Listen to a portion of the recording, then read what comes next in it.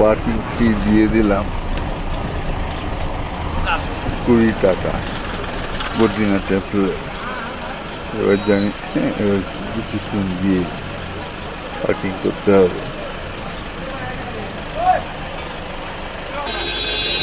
अच्छा এইটা হচ্ছে নীলকণ্ঠ और तब भोलेनाथ जी तपस्या की भोलेनाथ जी ये रहता पहले उनका निवास यही था। यहाँ बदल भी आगे अच्छा तपस्या वहाँ की। अच्छा उसी के पीछे केदारनाथ है वहीं पे उधर केदारनाथ वहीं पे केदारनाथ। अच्छा अच्छा केदारनाथ वही दिखे और बाहर दिखे केदारनाथ और ये नारायण पर्वत है। ये पीछे नर पर्वत है। ओ भगवान ओ अच्छा नर ये नारायण है नारायण पर्वत है। हमारे पीछे नर पर्वत है। ओ अच्छा ये नारायण पर्वत है हमारा पीछे नर पर्वत।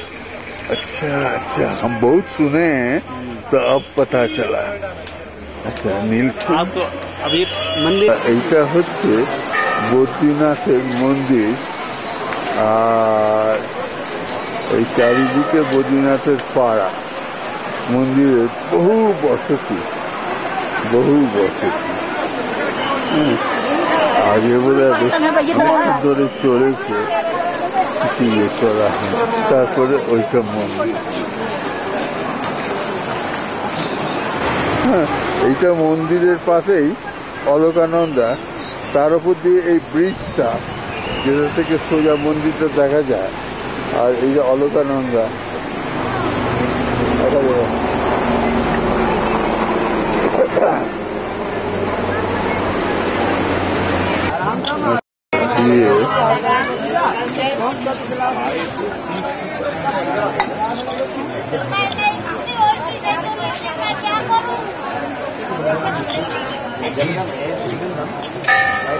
এইটা মন্দিরের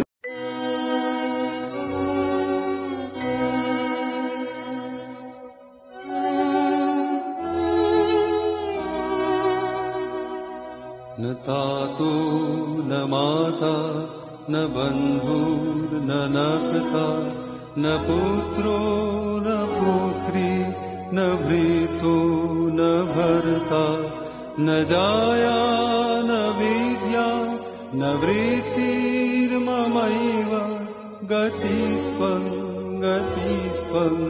त्वमेका भवानि।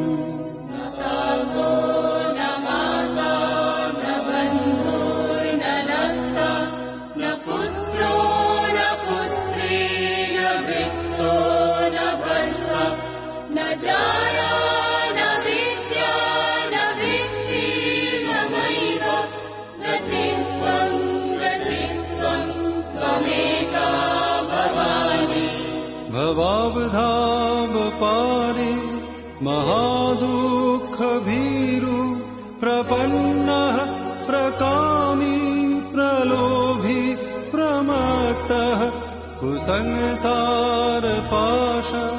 प्रबद्धः सदाहं गतिस्त्वं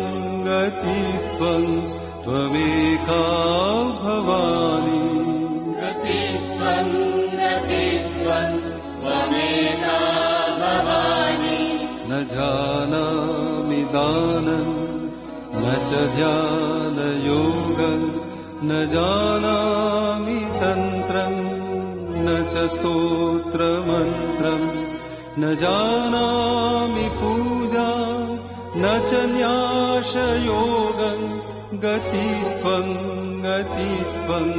त्वमेका भवानि। गतिस्त्वं त्वमेका भवानि। न जानामि पुण्यं न जानामि तीर्थं न जानामि मुक्तिं लयं वा कदाचित् न जानामि भक्तिं व्रतं वापि मातर्गतिस्त्वं त्वमेका भवानि। गतिस्त्वं त्वमेका भवानि। कुकर्वी कुसंगी कुबुद्धि कुदास कुलाचारहीनः कदाचारलीनः कुदृष्टि कुवाक्य प्रबन्धः सदाहं गतिस्त्वं त्वमेका भवानि गतिस्त्वं त्वमेका भवानि अनाथो दरिद्रो जरारोगयुक्तो महाक्षीणदीनः सदा जाड्यवक्तः विपत्तो प्रविष्टः प्रणष्टः सदाहं गतिस्त्वं त्वमेका भवानि गतिस्त्वं त्वमेका भवानि गतिस्त्वं त्वमेका भवानि गतिस्त्वं त्वमेका भवानि